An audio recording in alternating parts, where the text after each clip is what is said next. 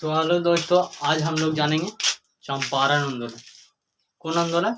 चंपारण चंपारण आंदोलन। तो सबसे पहले चंपारण आंदोलन क्यों किया गया था और कब किया गया था? क्यों और कब? तो चंपारण आंदोलन 1917 ईस्वी में किया गया था। 1917 ईस्वी में किया गया था और ये महात्मा गांधी द्वारा, किसके द्वारा? महात्मा गांधी जी के द्वारा किया गया था। इसके करने का कारण था कि चंपारण में अंग्रेजों द्वारा किसानों को तीन काठिया प्रणाली का खेती करने का कहता था। तीन काठिया कहने का मतलब कि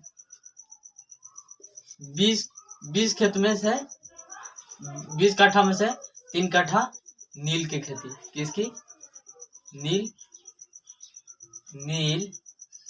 के खेती। किसकी खेती? नील की खेती करने का था। नील की खेती करने से चंपारण का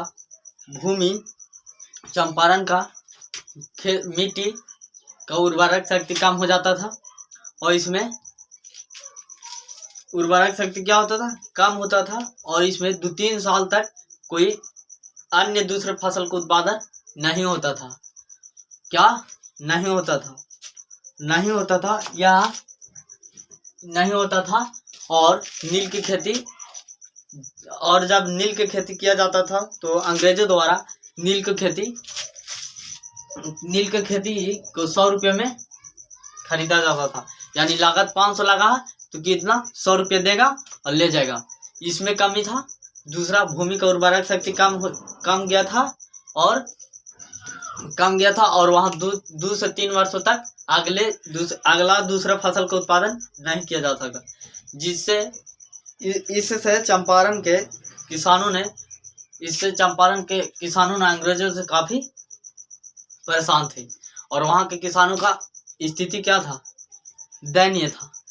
तो इस स्थिति से दूर होने के लिए महात्मा गांधी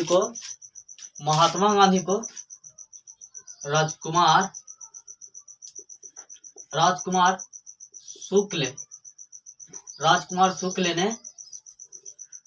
शुक्ल ने महात्मा गांधी को चंपारण आने का क्या दिया?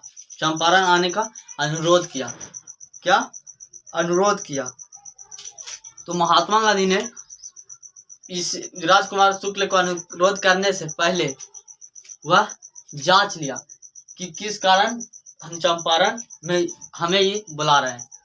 तो वहां था यही सब 3 काठिया प्रणाली का व्यवस्था, जो वहां के मजदूरों का दयनीय स्थिति था, जिससे मुक्त होने के लिए राजकुमार शुक्ल ने महात्मा गांधी को चंपारण आने का चंपारण आने का अनुरोध किए थे।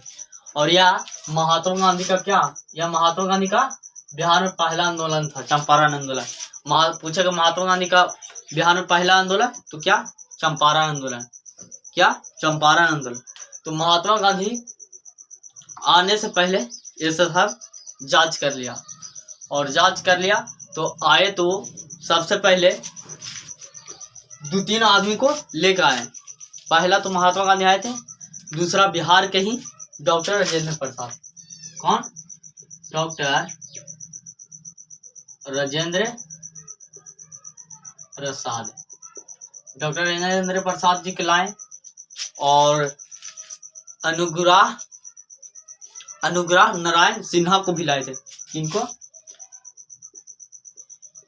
अनुग्रह नारायण सिन्हा को क्या लेके आए